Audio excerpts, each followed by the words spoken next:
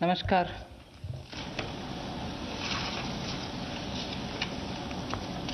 Today is the fourth day where after the Prime Minister's address to the nation on building a Aatma Nirbhar Bharat, we have been announcing in several tranches the various steps that we want to take to give a stimulus, to help and to extend that little assistance which as a government we should and do it in time, and therefore we had a Pradhan Mantri Garib Kalyan package. Post that, we also ensured that people don't suffer with having to file their returns or comply with taxation and related things. So in stages we've announced relief for the MSMEs, NBFCs and so on. But importantly, Prime Minister had also said in building a self-reliant Bharat, we should prepare ourselves also for tough competition so that we become strong, we are able to be first of all self-reliant and at the same time be sure we are strong enough to face the challenges of the global value chains and also be ready to integrate. I repeat, when we talk of self-reliant Bharat, when we talk of Aatma Nirbhar Bharat, we are not looking inwards. It's not isolationist policy. It is certainly making India strong, making India rely on its strength and be ready to face the global challenge. Many sectors need policy simplification, whereby we can make it simpler for people to understand what that sector can provide for them, how they can participate in that sectoral related activities, bring in transparency in processes, and so on. So once we decongest sectors, we can also provide the necessary boost. That sector too will become strong enough and competent enough to provide the necessary boost for growth and employment. And as you all know, the Prime Minister has a very strong track record in taking up reforms, deep systemic reforms. I'll just highlight those reforms which are worth recalling.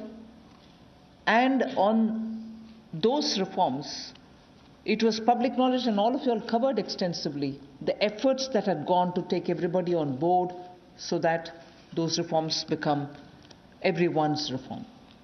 DBT, the direct benefit transfer. Today it's become very useful for us to be able to directly give money in the hands of people. GST, which had been pending for a very long time, all states were taken on board and GST brought in one nation, one market. IBC, companies waited for decades to have their insolvency related matters settled. Limited success was felt through the various other programs, schemes which existed, SARFAESI or BIFR and so on. Then the several steps which were taken for ease of doing business so that India becomes an attractive destination for investment. You also had the public sector banks reforms, not only just infusing some equity, but also making sure that they become professionally managed, although they are public sector banks, and performing well, but still they needed to have more professionalism, so that was also, and giving independence for them, because that's an area in which I would take extreme pride to say, between 2014 until today, you wouldn't have had one phone call going to any one of the banks saying, give this loan to my cousin or my whoever. No cronyism has been developed through the banks. Direct taxation reforms, Revenue Secretary is here. Most unexpected time, the country saw that a drastic step had been taken, drastic but in a favorable sense. Power sector reforms. Udai was a scheme which was brought in with a great sense of wanting to clean up that sector. It has its challenges, but it was a daring reform. Coal sector, and also water and irrigation. There are many such I can list, but Prime Minister Modi has been absolutely consistent in making sure reforms are taken up. So structural reforms are the focus of today's announcements. Today's announcements are focusing on structural reforms. The sectors in which these measures will be impacting are those sectors with these reforms which are going to be the new horizon for growth. And therefore, we see great potential in more investments which can be drawn with the reforms that we are announcing today. More production can be clearly marked, and certainly it will lead to a lot more employment possibilities.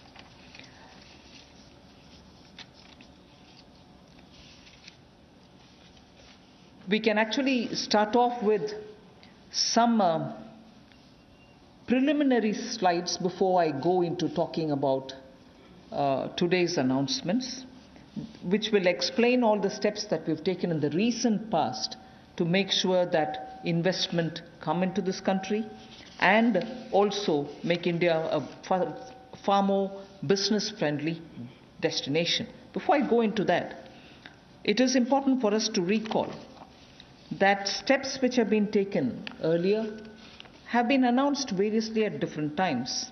And because of the lockdown and because of COVID, I think time feels like as though it's been a long time since the budget was presented.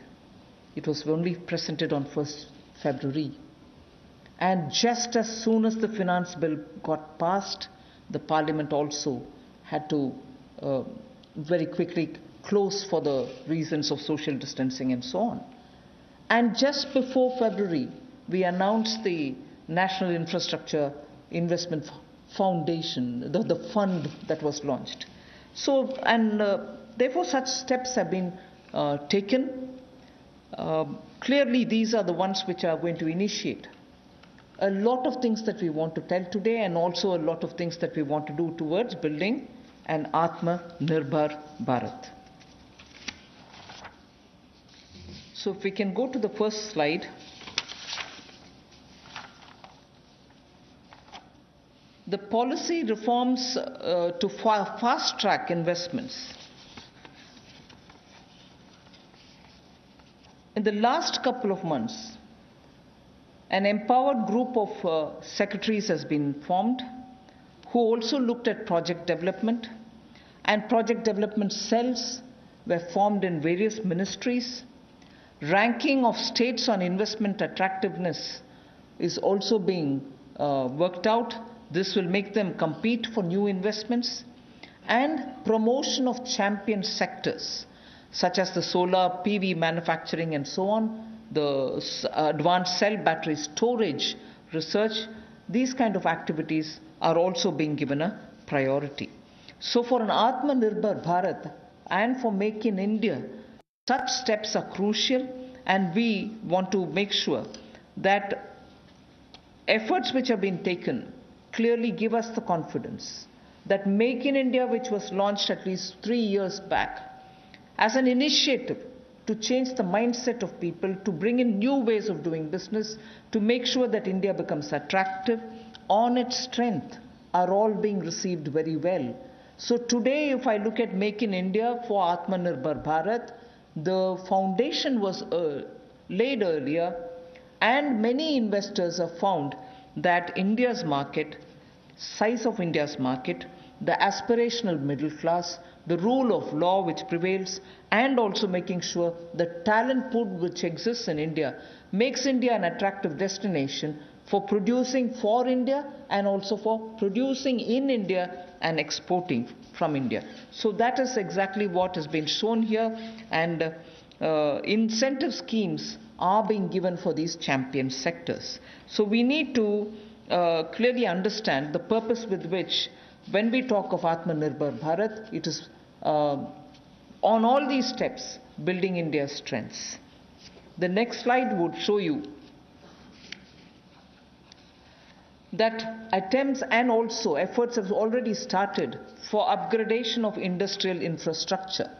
I'm saying all this because the reform steps that I'm going to announce will have all these also having a play in the various steps that we are announcing.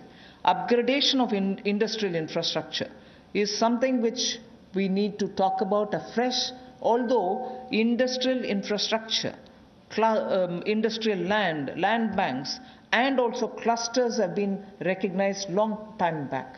But they're all somewhat being utilized, many of them lying unutilized. So now using technology, we are making sure these land parcels are, through GPS, GIS mapping, are able to be identified, location cleared, their challenges being identified, common facilities which have to be created will all be done. 3,376 industrial parks and estates and SEZs have between them, have among them 5 lakh hectares, all of them mapped as industrial information system can map them for future use.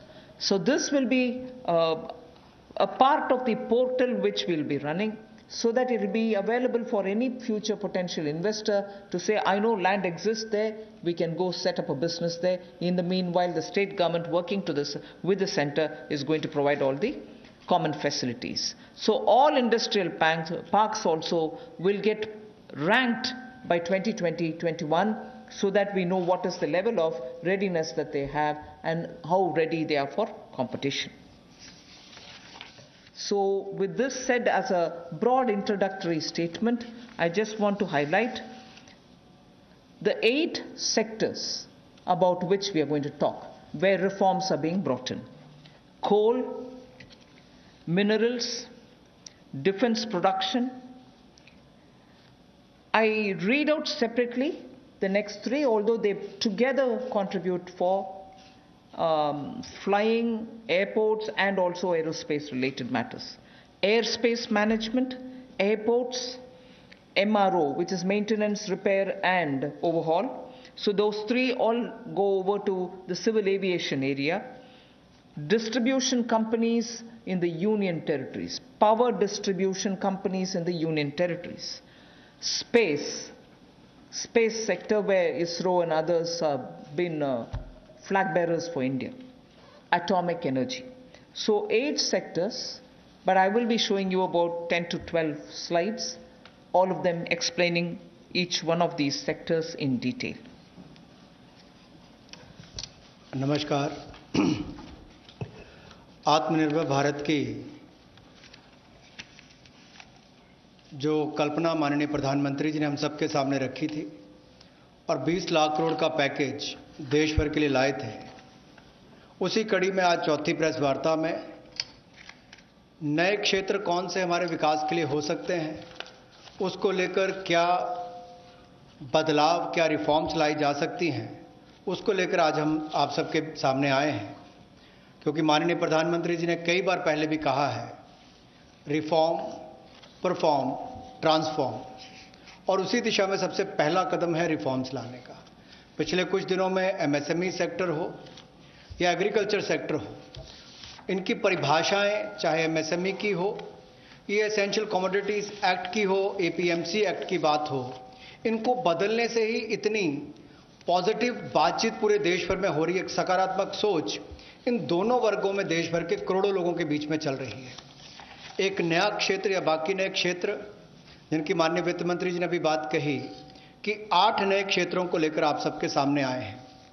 ये भी कहा कि आत्मनिर्भर भारत को कड़ी प्रतिस्पर्धा के लिए तैयार रहना होगा, हर चैलेंज के लिए, चुनौती के लिए तैयार रहना होगा, और जहां जहां नीतिगत बदलाव चाहिए वहां वहां नीतिगत बदलाव लाने के लिए भी हम लोग तैयार हैं। अब इम्प्लीमेंटेशन की बात आती है, उसके लिए माने ही मोदी जी जाते हैं कि किस तरह से अच्छी इम्प्लीमेंटेशन पिछले 6 वर्षों में करके दिखाई, चाहे वो जीएसटी की बात हो, इंसॉल्वेंसी बैंक्रप्सी कोड की बात हो, जनधन योजना की बात हो, यूपीआई जैसे प्लेटफॉर्म बनाने की बात हो, हर गांव में बिजली और हर घर को राशन देने तक की कोविड-19 की स्थिति में बात हो।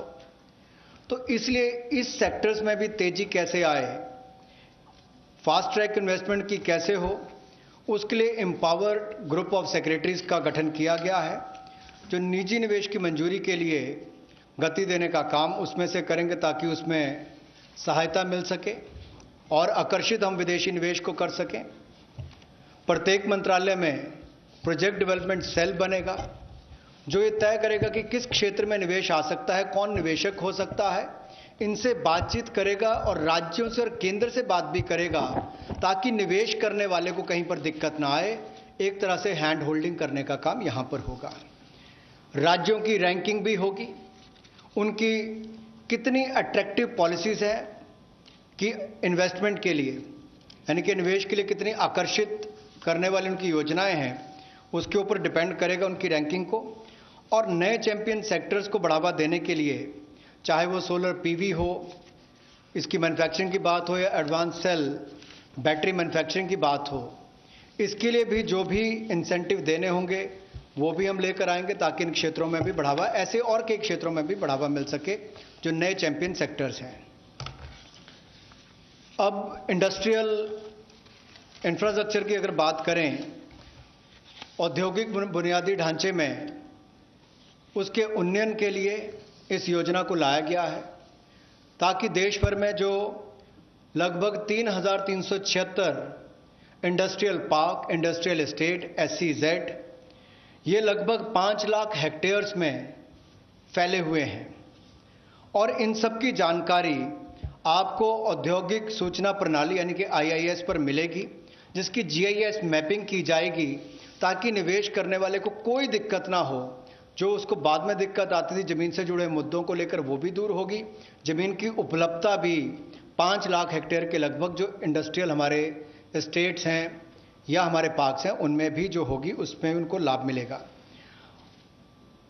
और इसीलिए इस योजना में बदलाव भी लाया गया है। इसको मिशन मोड पर, चैलेंज मोड पर किया जाएगा, ताकि ज़्यादा से ज़्यादा निवेशकों को जमीन जल्द से जल्द उपलब्ध राज्यों में करवाई जा सके। और इसके लिए कनेक्टिविटी में भी सुधार होगा, और कॉमन इंफ्रास्ट्रक्चर जो है उसमें भी अपग्रेड करने का काम किया जाएगा। The first of the 8 sectors that I want to speak about is coal. There are 4 slides all speaking about the various steps, but I will run through about all the 4, even though the sequencing may be a bit different. We are bringing in commercial mining in coal sector. You know, coal, as all of you all know, coal is a government monopoly. That government monopoly is what is now being removed. Commercial mining of coal on a revenue sharing basis would help more coal availability, and also more coal availability at market prices. So this will be far more efficient, and more people can get to using it. Liberalized entries will be allowed for people to participate for a range of coal blocks, and for those who produce well before the deadline, incentives also will be given. But let's first understand, if India, which is the 3rd richest, or which has the 3rd largest and 3rd large valued coal availability in its mines, in untapped mines, meaning it has the 3rd valuable deposit of coal, and we still import coal, and we still sometimes feel that the energy sector is suffering because raw material is not available. So regulations are required, and this line you would recall I have said day before yesterday, I have also said yesterday, regulations are required when there is a shortage. But this country has got abundant coal, and we've been regulating it, suffocating it from producing ample quantity of coal which will be required by the industry. Economy can be benefiting from this kind of opening up. Of course, we are conscious that coal is not so environment friendly. So in order to have coal converted into gas, we are providing incentive so that coal is also used, but the environment commitments of India are honored and we benefit from gasification of coal. And also the coal bed methane also will be auctioned, so that these coal beds which are with Coal India but untapped also can benefit the country. So the coal bed methane extraction also will happen through auctioning. 50,000 crores will be spent by Government of India for creating evacuation infrastructure, because after the coal is mined, brought to the pit head, you don't have enough right kind of infrastructure to have this coal, mined coal, evacuated from there. So 50,000 crores is being given to ensure that evacuation infrastructure is provided. So this is in short what is being done to bring in reforms in the coal sector.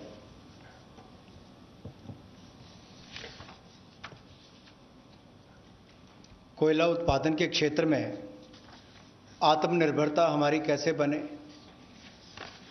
और केवल उतना ही कोयला बाहर से लाया जाए जिसकी आवश्यकता है, जो यहाँ पर उपलब्ध नहीं है। दुनिया के पहले 3 सबसे बड़े भंडारण क्षमताओं में जहाँ पर कोल ब्लॉक्स है, यानी कि जहाँ पर कोयला है, उसमें भारत आता है। उसके बावजूद हम शायद अपनी क्षमता का दोहन नहीं कर पाए जो हमारे पास उपलब्ध थी, और इसीलिए कुछ बदलाव इसमें किए जाएंगे ताकि इसमें जो प्रति टन पहले जितने रुपए मिलते थे उसकी बजाय अब राजस्व साझा करने की बात आएगी, उस पर जाया जाएगा।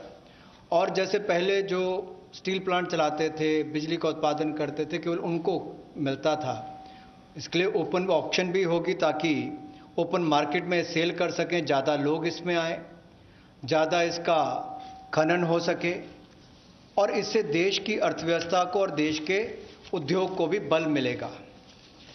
लगभग 50 ऐसे नए ब्लॉक्स खनन के लिए नीलामी पर आने वाले समय में उपलब्ध करवाए जाएंगे, और इसमें अपफ्रंट पेमेंट की सीलिंग होगी। कोई पात्रता के बड़ी कंडीशन इसमें नहीं है इस तरह की, केवल उनको अपफ्रंट पेमेंट करनी है। और यही नहीं, इसके अलावा जो पार्शली एक्सप्लोर्ड थे हमारे खदान, उनको भी देने का काम किया जाएगा ताकि उनका भी खनन और किया जा सके और उसका लाभ भी मिले। कहीं ना कहीं आंशिक रूप से ये जो अन्वेषण हुआ था, अब इसको निजी क्षेत्र को देकर जल्दी उसमें और लाभ मिल सकता है, और प्लेयर्स आएंगे तो खनन ज़्यादा हो पाएगा। और जो अपना समय से पहले खनन की प्रक्रिया को पूरा करता है तो उसको भी इंसेंटिवाइज करने का काम कुछ ऐसे प्रोग्राम्स के माध्यम से किया जाएगा। गैसिफिकेशन के लिए नई अलॉटमेंट्स की जाएंगी ताकि अलग अलग इसमें डाइवर्सिफाइड अपॉर्चुनिटीज मिल सकें उनको। रेवेन्यू शेयर में उनको रिबेट मिलेगा जो सक्सेसफुल कोल बिडर्स होंगे। और यही नहीं, इसके इंफ्रास्ट्रक्चर के डेवलपमेंट के लिए, आधारभूत ढांचे के डेवलपमेंट के लिए लगभग 50,000 करोड़ रुपया खर्च होगा।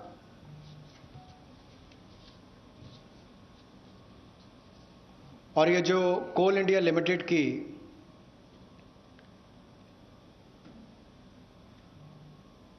एनहांस्ड एवैक्यूएशन की हम बात करते हैं, एनहांस-CIL जो कोल इंडिया लिमिटेड की जो खदानें हैं, उसके लिए भी कोल प्रोडक्शन प्राइवेट ब्लॉक्स को दी जाए, उसके लिए भी इसमें अवसर उपलब्ध होंगे। I move to mining of minerals. We spoke about coal all the while, now we talk about minerals.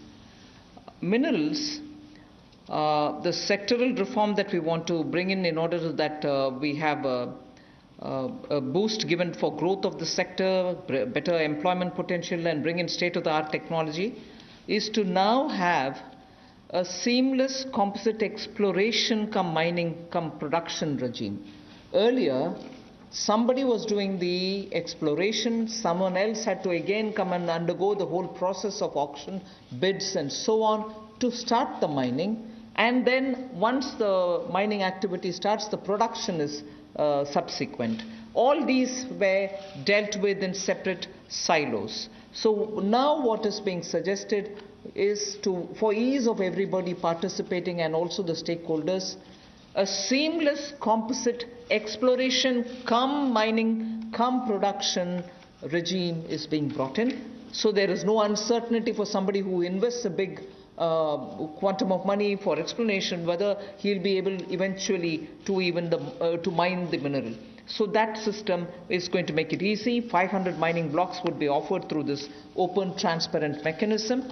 And if I take the example of aluminium, the way in which things had happened, the prevailing by the prevailing setup, if somebody wants bauxite, which is a necessary raw material for aluminium, he had to go for an auction for bauxite. And then he would realize that he doesn't have enough power to generate, or power supply is erratic. Then he would turn around saying, can I have some coal from somewhere? If he doesn't get it, or if he doesn't have enough power supply, he ends up sitting with the raw material but not being able to produce aluminium. So many such people had left this country and gone and invested elsewhere because of these mismatched policy.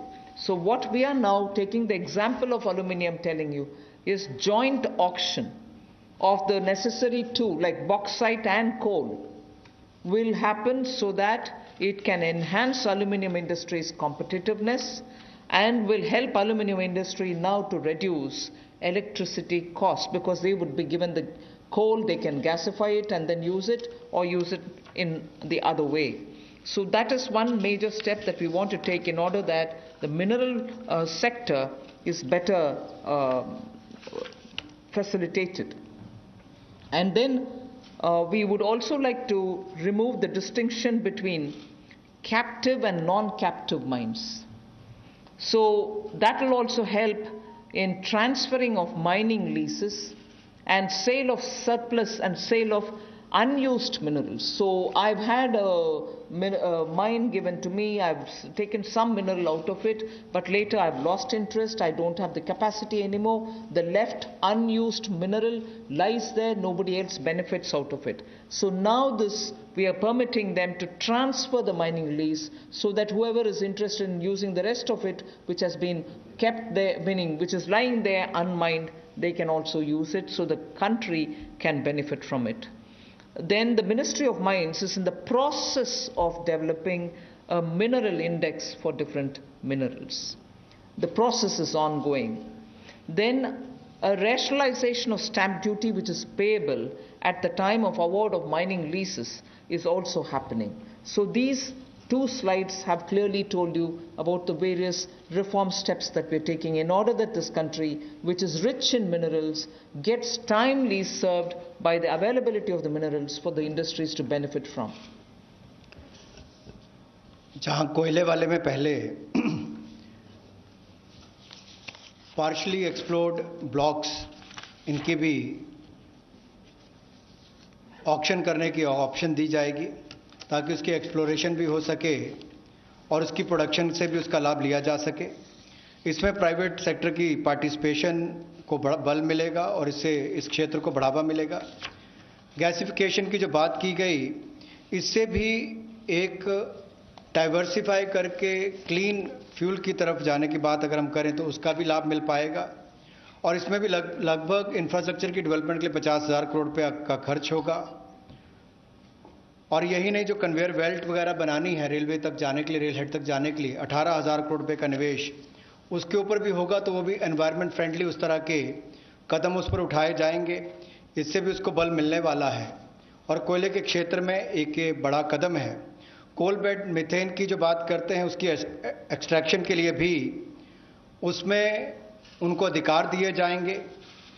और ease of doing business में उसमें भी इसकी simplification और की जाएगी ताकि mining plan को छोटा किया जा सके और 40% इसमें ऑटोमेटिक जो इंक्रीज है वो एनुअल प्रोडक्शन में देने का अवसर मिलेगा। और कंसेशन कमर्शियल टर्म्स में कहा जाए तो लगभग 5,000 करोड़ के इसमें वो भी होंगे। यही नहीं, इसके अलावा जो मिनरल सेक्टर में खनिज क्षेत्र में आपने जो संरचनात्मक सुधार लाने की बात कही है, उसमें भी seamless composite exploration cum mining production regime की हम बात करते हैं कि इसको लाएंगे और 500 माइनिंग ब्लॉक्स ये उपलब्ध करवाए जाएंगे और इसमें भी बॉक्साइट और कोल मिनरल ब्लॉक्स इसकी जॉइंट ऑक्शन हो, नीलामी प्रक्रिया हो, इसको बल दिया जाएगा ताकि जो एल्युमिनियम इंडस्ट्री है इससे उसको लाभ मिलेगा। अपनी बिजली की जो लागत आती है उसको कम करने के लिए भी और एल्युमिनियम मैन्युफैक्चरिंग भी यहाँ पर ज़्यादा हो, इससे उसको बल मिलने वाला है। इससे जो हमारे खनन में उसको भी वृद्धि मिलेगी और रोजगार सृजन भी होगा और state of the art technology का भी इसमें उपयोग हो पाएगा। जी, मिनरल इंडेक्स बनाने की एक बात हमने यहाँ पर की है जिसको डेवलप किया जाएगा और स्टैंप ड्यूटी को रैशनलाइज किया जाएगा। उस समय जब वो अवार्ड की जाएगी माइनिंग लीसेस, उस समय उनको कर दिया जाएगा। We now move over to talking about defense production.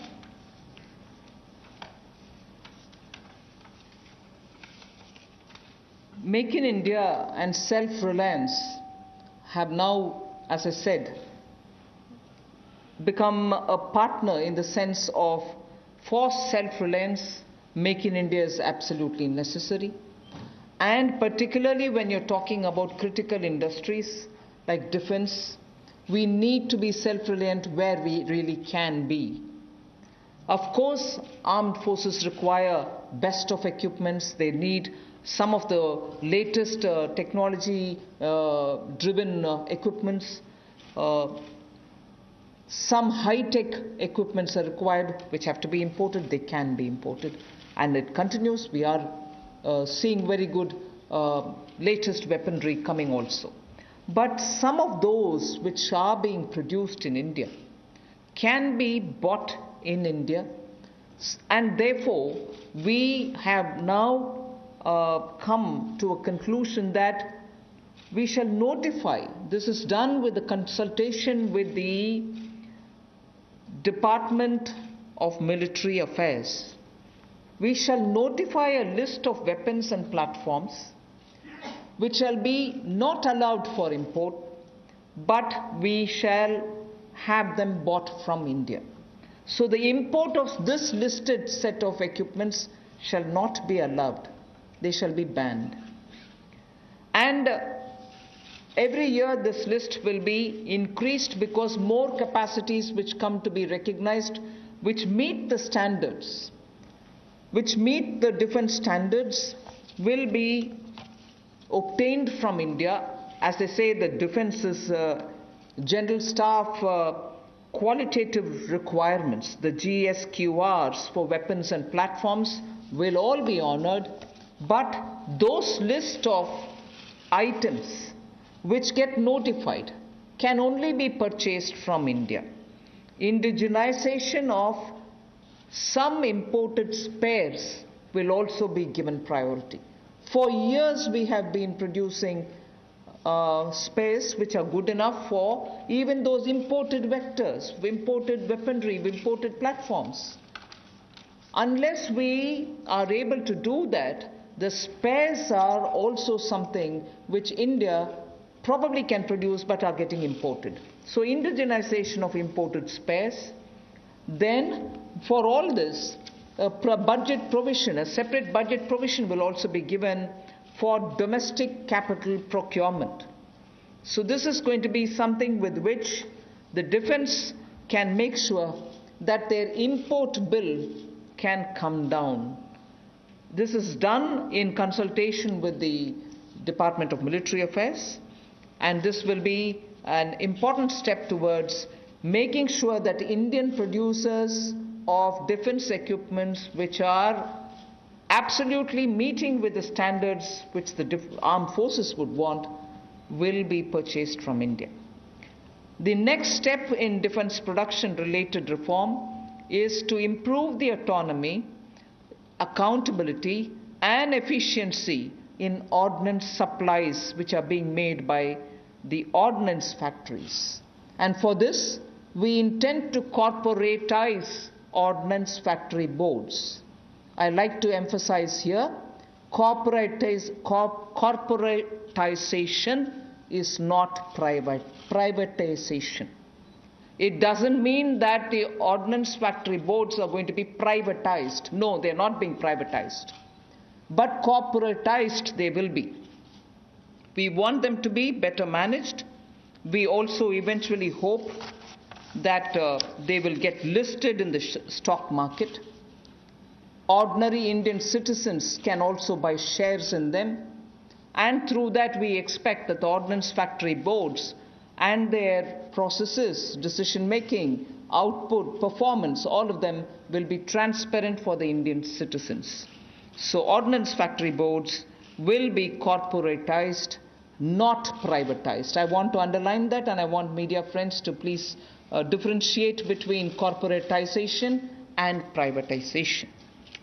The next set of things about defense production is that FDI limits are being raised from 49% to 74%.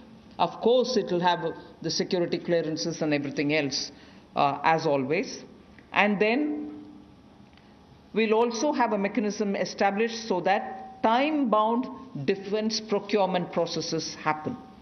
There will be a project management unit set up.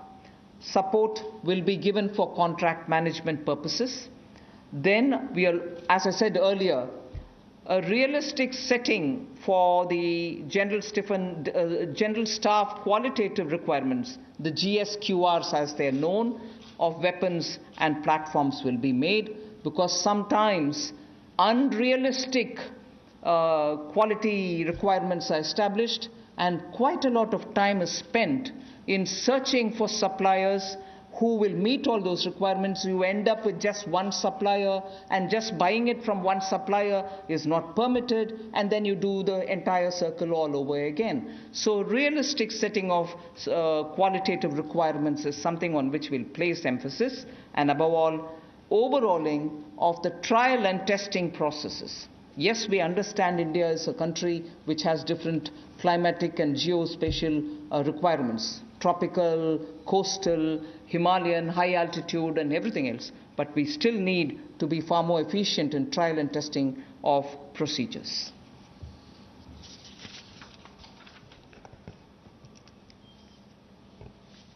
रक्षा उत्पाद में आत्मनिर्भरता लाने के लिए make in India को बल देना बहुत आवश्यक है, और पिछले 3 वर्षों में बहुत सारे क्षेत्रों में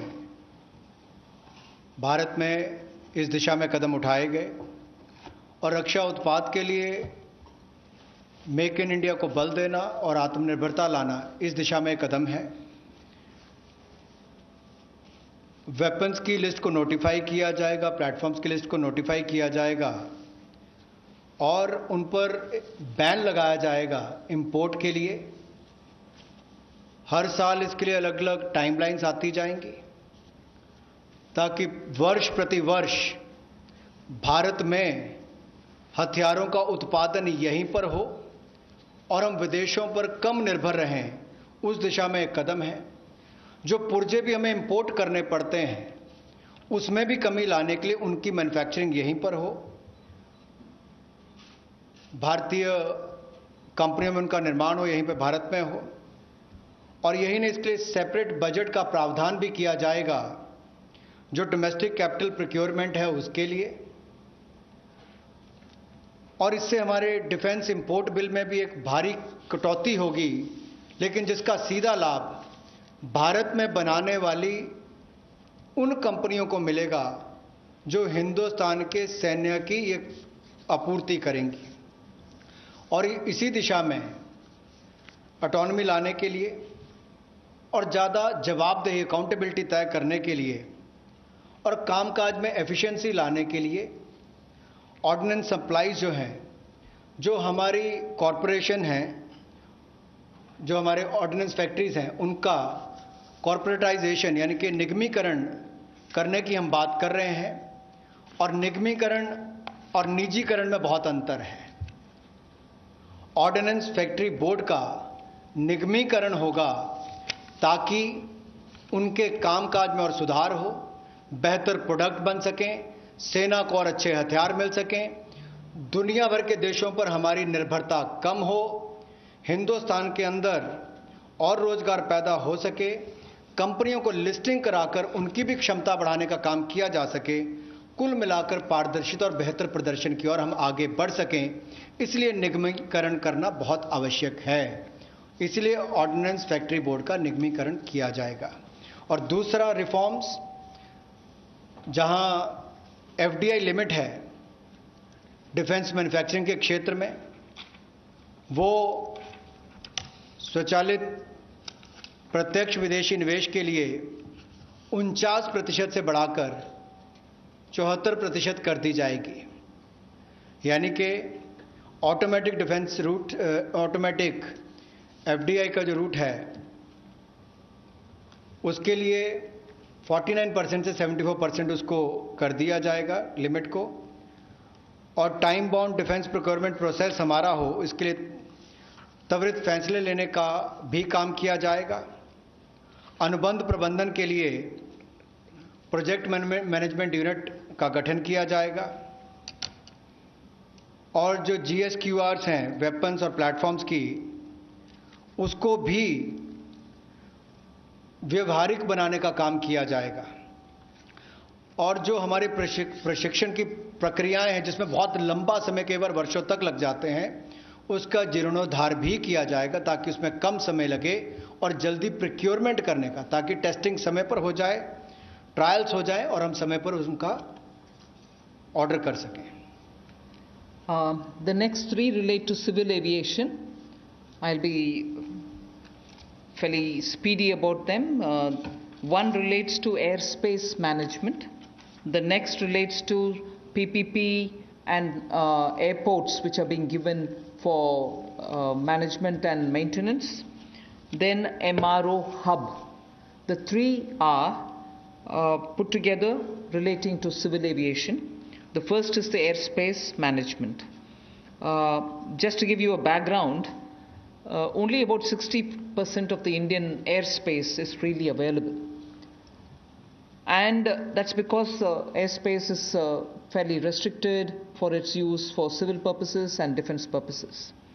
This means that all these years, all these decades, we have been flying to some most destinations, not through the shortest route, but slightly longer routes, which means you're having more time in the air. This actually has to be rationalized. Optimum utilization of airspace is best, because after all the fuel spent is also something which we import. Huge bill goes for that. Finally the customer ends up paying more price for the flying, and for pilots it's a extra hour of flying or half an hour of flying. Above all, if we are able to optimally utilize the airspace and reach quickly, every one of our time is saved, and therefore now rationalization is going to happen.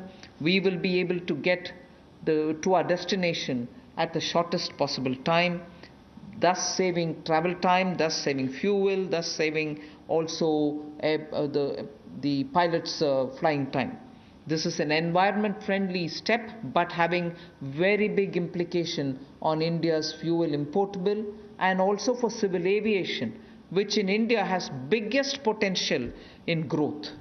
Civil aviation is up for a big leap. So the airspace availability through which the flying time is influenced is going to be better. That is one. The second that I'd like to tell you about is 6 more airports are for auction, and the Airports Authority of India shall do it on public-private basis, PPP basis. Additional investments also are likely to happen by private players in about 12 airports, which they are already holding, for better world-class facilities to be brought in. So majorly, airports in India will become far more with better facility and customer experience. This has financial implications to the extent not so much for the budget, but the AAI, the Airports Authority of India, will get a down payment of 2,300 crores, and also the first and second rounds of investments are expected to get 13,000 crores. So this is one step which will at a time increase better facilities and also make our airports a lot more worthy experience for the passengers. The third in this, because it's all pertain to civil aviation, is making India an MRO hub. This was mentioned also in the budget. Maintenance, repair and overhaul of aircrafts is a big business.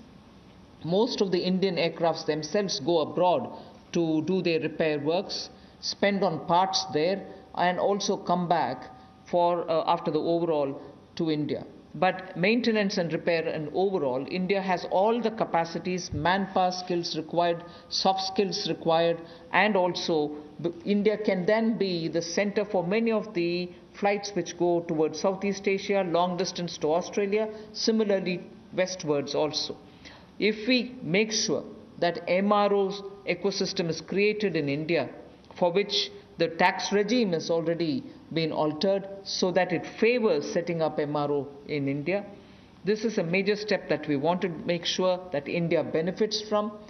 And in this, not just civil aircrafts, but also defense aircrafts can also be benefiting from the MRO, which if we make India as a huge hub. Maintenance cost for all airlines will come down, and that again will have a ripple effect on the passengers. The travelers can probably pay less after that.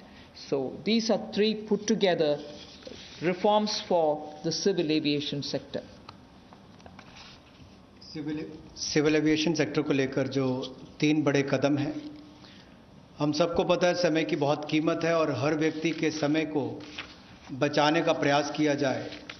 इसके लिए हवाई क्षेत्र में यानी कि जो हवाई जहाज से उड़ते हैं उनके लिए अगर कुल मिलाकर देखा जाए तो मात्र 60% भारतीय हवाई क्षेत्र जो है वो नागरिक विमानों के लिए उपलब्ध है।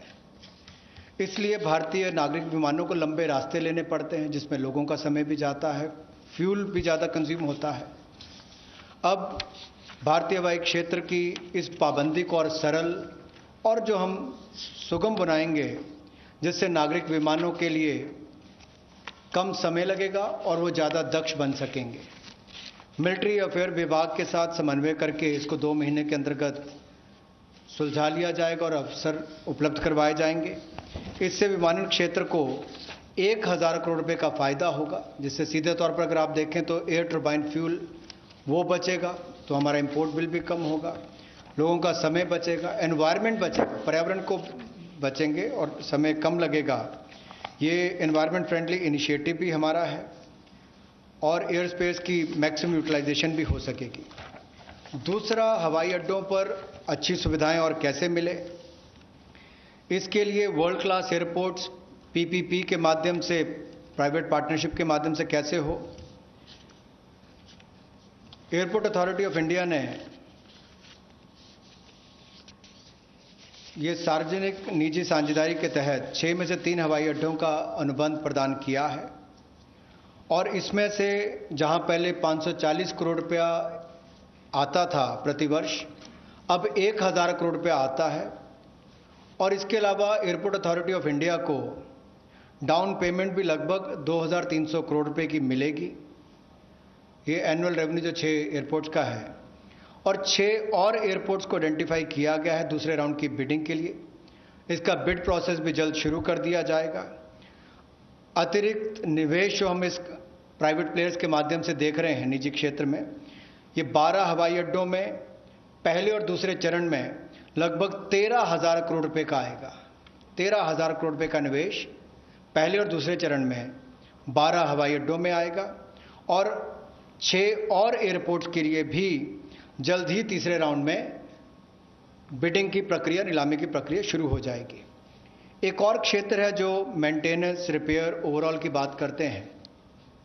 जैसे गाड़ियों की रिपेयर तो लोकली हो जाती है, लेकिन हवाई जहाज़ों का इंजन हो, बाकी स्पेयर्स हों, इसकी रिपेयर चाहे सिविल एविएशन के हों, नागरिक विमान हो या मिलिट्री के हों, उनमें से भी ज़्यादातर विदेश में जाकर रिपेयर होते थे। तो एक और हमारे यहाँ के लोगों का रोजगार के अवसर छीनते थे, दूसरा बाहर जाकर उनको मेंटेनेंस करवानी पड़ती थी। अब उसके लिए भी टैक्स रेजिम में बदलाव किए गए, उसमें एमआरओ का लिए इकोसिस्टम बनाया गया जिसको रैशनलाइज किया गया है।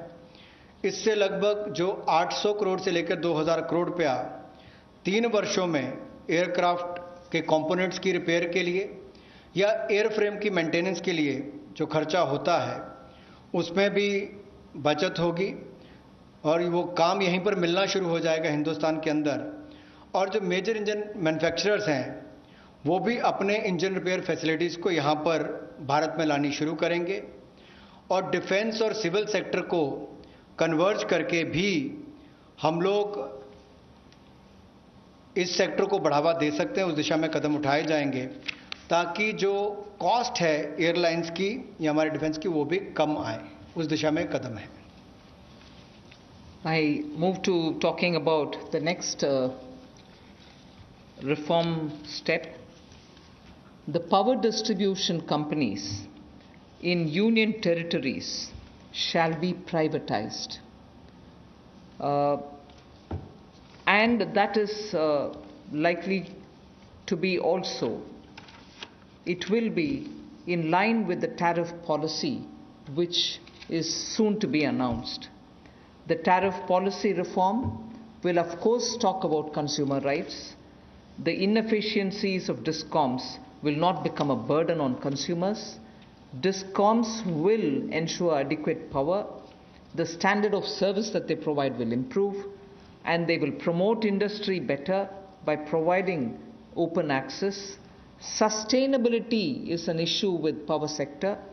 We want to be sure that timely payments to the GenCos happen. You are aware that 90,000 crores have been given this time because DISCOMs were not able to pay or service their dues to the GenCos. Such disruptions or ups and downs should be avoided, and DBT also for subsidy receiving beneficiaries will be given directly, and smart prepaid meters will be set up, about which I had mentioned in the budget also.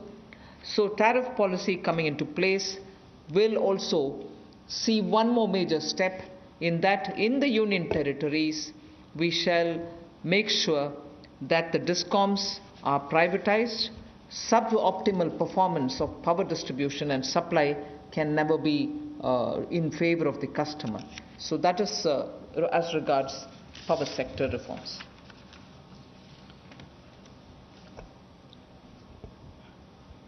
विद्युत के क्षेत्र में कुछ बदलाव किए जाएंगे, जहां पर सबसे पहले तो उपभोक्ताओं को उनके अधिकार, पर्याप्त बिजली मिलेगी और अप्रभावी बिजली कंपनियों का जो नुकसान है वो हमारे उपभोक्ताओं को नहीं झेलना पड़ेगा। डिस्कॉम्स को पर्याप्त बिजली उपभोक्ता को उपलब्ध करवानी पड़ेगी, लोड शेडिंग करने वाले को पेनलाइज किया जाएगा। दूसरा, इंडस्ट्री को बल मिलेगा, उद्योग को बढ़ावा मिलेगा, इससे क्रॉस सब्सिडी में कमी आएगी, विद्युत उत्पादन को बढ़ावा मिलेगा और जो विद्युत उत्पादन करने वाली कंपनियां हैं उनमें भी प्रतिस्पर्धा बढ़ेगी और इनको चयनित भी उसी आधार पर किया जाएगा ताकि ये अच्छी सुविधाएं और सर्विसेज दे सकें। बिजली क्षेत्र में स्थिरता आएगी, इसमें कोई रेगुलेटरी एसेट्स नहीं होंगे और टाइमली पेमेंट जो है, समय पर जो पेमेंट है, जो पावर यानी कि बिजली का उत्पादन करने वाली कंपनियां उनको होंगी। डीबीटी का लाभ हमने बहुत सारी योजनाओं में देखा है कि किस तरह से माननीय मोदी जी की सरकार ने बहुत सारी योजनाओं को अब डायरेक्ट बेनिफिशियरी ट्रांसफर के रूप से सीधा उपभोक्ता के खाते में पहुंचाने का काम किया, जिसमें उपभोक्ताओं को बहुत लाभ मिला।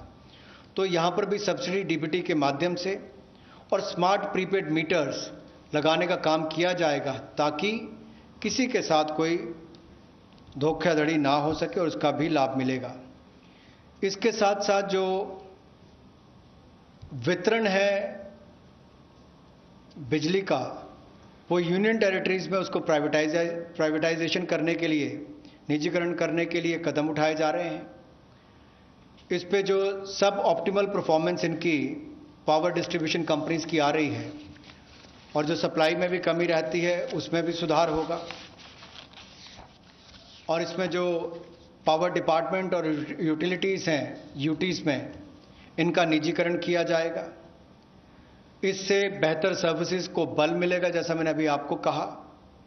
और यही नहीं, हमारी पावर डिस्ट्रीब्यूशन में भी एफिशिएंसी और आएगी और एक मॉडल के रूप में हम इसको देश भर के लिए खड़ा करके देंगे। सबसे पहले इनको यूनियन टेरिटरीज में खड़ा किया जाएगा और मुझे पूर्ण विश्वास है बाकी राज्य इन मॉडल्स को देखकर अपने अपने राज्यों में सुधार करने के लिए भी भविष्य में आकर्षित होंगे।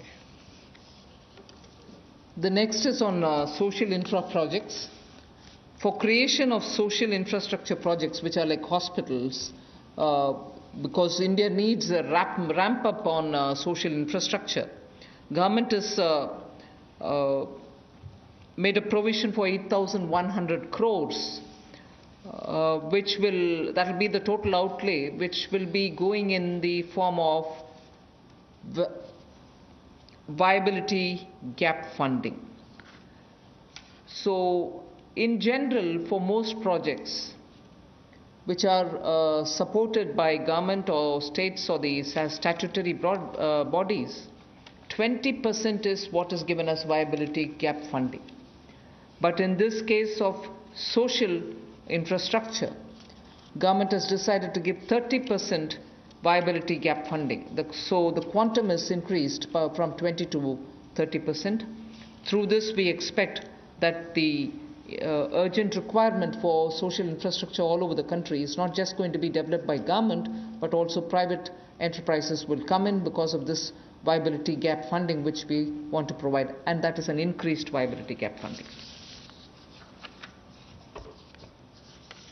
सामाजिक बुनियादी ढांचे में निजी क्षेत्र के इन्वेस्टमेंट को बल देने के लिए कुछ बदलाव उसमें किए गए वायबिलिटी गैप फंडिंग में। और आपने देखा होगा कोविड-19 के समय भी कि स्कूल, अस्पताल, ऐसे हमारे जो क्षेत्र हैं जिनका बुनियादी ढांचे में और सुधार चाहिए, उसके लिए बल मिले।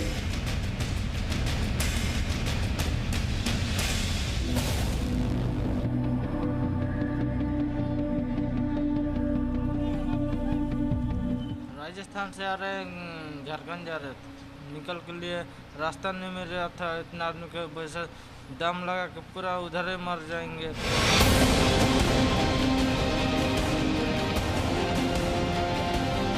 बच्चे को लेके नहीं चढ़ पा रहे, गिर जाएंगे तो बच्चा भी मर जाएगा, हम भी मर जाएंगे, कैसे चढ़े? वहाँ रहे तो भूखे रहेंगे, यहाँ पैदल आएंगे तो 2 दिन में नहीं सही 3 दिन में घर पे पहुँचेंगे। अरे कुछ साधन नहीं करवा रहे तो पैदल जो जाने दो, मेरा बच्चा झूठा है, 2.5 साल का रो रहा है।